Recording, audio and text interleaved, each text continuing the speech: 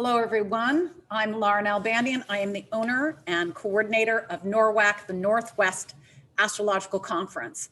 The dates for our conference this year are May 27 through the 31st, and you can find us at norwac.net. That's www.norwac.net. You'll find the whole schedule, list of speakers, the registration. You can buy audio. You can do all of that there. At www.norwac.net. And this year will be our 37th year of offering the NORWAC conference. And so today I am talking with my colleague, Mychal Bryan. Welcome, Mychal. Hey, Laura. Thank you so much for having me here. Absolutely. So let me tell you a little bit about Mychal, everyone. He's a professional certified astrologer, multidisciplinary hypnotherapist healer, and a broadcast journalist practicing in Nassau, Bahamas. He's been a lifelong student of the Western mystery tradition, emphasizing in Kabbalah, Tarot, Hermeticism, and pre-Socratic philosophy. He's the founder of Oraculos School of Astrology, OSA, and the Oraculos podcast. At OSA, he offers private mentorship, professional development courses for seasoned practitioners, as well as a full 2-year excellence in astrology program. That's a whole lot. That's a whole lot, Mychal. Well, it definitely sounds like a lot when you read it off like that. But on the day-to-day, it actually pans out being more of the same. So it definitely sounds a lot more impressive than it feels. Well, I think it is impressive. So no need to take that down any. It's an impressive bio, and I am pleased that you've taken the time to chat with me today. How long have you been studying astrology and practicing?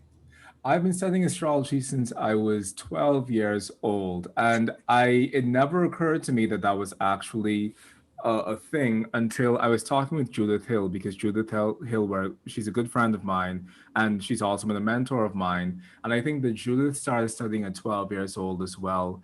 And I think I was speaking to Lene Van Horn in San Francisco, who also has she started studying after she had her twins, but this whole concept of coming into practice at 12 years old seems to be far more of a common thing than I thought it was initially. Yeah, nice Jupiter cycle right there, the Jupiter return, of course. Exactly. So, you are doing your very first lecture for NORWAC this year. Are you excited? I'm so excited. I was super excited when you reached out to me, and I was telling you before we went on that I saw you at UAC in 2018, and I every time I saw you, I was like, oh my God, I want to help this person, because like you were doing everything, and I couldn't understand, like, why do the organizers of this event have this lady doing everything? And then I realized that you were the organizer of the event. Yes.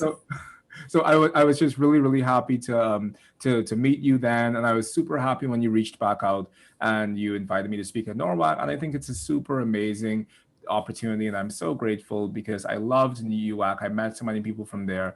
And I know that NORWAC also has a similar tradition. So I'm so happy to be a part of it. Absolutely. I tried to import some NORWAC vibes into UAC, creating and holding space for that. I'm just an overachieving Capricorn with a Saturn in Capricorn ruling my sun, and it's the final dispositor of my chart. So, I really almost can't help it. But let's talk about you some more, since this isn't about me. And you're lecturing on Saturday, May 29th at 10:45 a.m. Pacific Daylight Time. So make sure you all adjust for that, because it is Pacific time.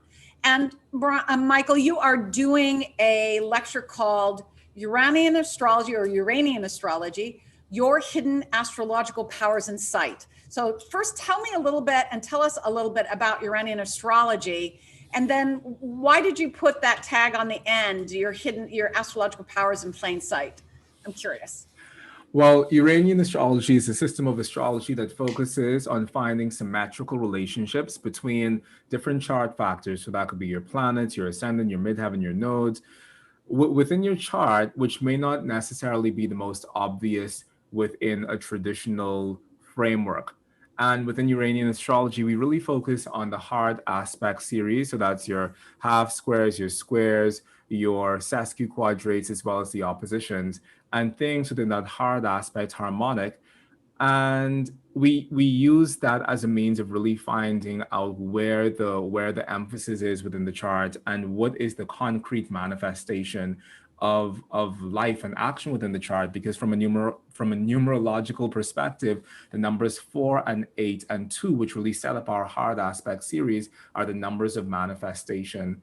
And so the hard aspects are really what we hinge on in the Uranian system because of this relationship between the hard aspect series and concrete, tangible, manifest realities within the lives of people.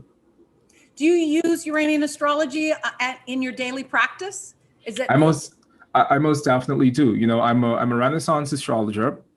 I've studied Renaissance astrology and medieval astrology, and I really grew my bones in traditional astrology. And that was another thing that I didn't realize was such an uncommon thing, because within my childhood coming up studying astrology, I really had the opportunity to study within a more traditional perspective, which was really unlikely at the time. I just ended up with like the correct books for me, and it set me up on the traditional path. And then when I came into Iranian astrology, it was such this strong juxtaposition against my traditional background. And I really had a long time to think about how I wanted to use the two and whether or not I'd have to disregard one in order to hold the other one. But what I found is that the two things work tremendously together, tremendously well together. And I think that Uranian astrology and any branch of astrology, whether modern, psychological, evolutionary, I think it really works well because it adds this other layer that the traditional or the modern chart does say the same thing, but the Uranian system tends to say it in much louder ways. So I always use Uranian astrology. And actually recently, as in the last year, 2020 going into this year, whenever I read someone's chart, I start doing Uranian astrology first, and I can take the whole reading through that. And then I bring in the traditional concepts as a point of corroboration. Sweet. That's amazing. Well, again, everyone, Mychal is lecturing at NORWAC. He's doing the Iranian lecture on, let me get that, make sure I say it right. It is on Saturday, May 29th, and you can go to www.norwac.net, check out the schedule, check out the speakers. You can register there, and you can also purchase audio from us as well. So thank you. Truly, I'm grateful for you taking the time to speak with me and to share what it is you're going to be doing at NORWAC. We very much look forward to it, and we'll see you there. Thank you so much, Laura. I can't wait to be there. And yes, please, everyone, please show up. This talk is going to be great. And if you've never heard about Uranian astrology before, or if you know about Uranian astrology, it's going to be a great talk as a refresher, as well as a great talk as a point of entrance. So I look forward to seeing each and every one of you there.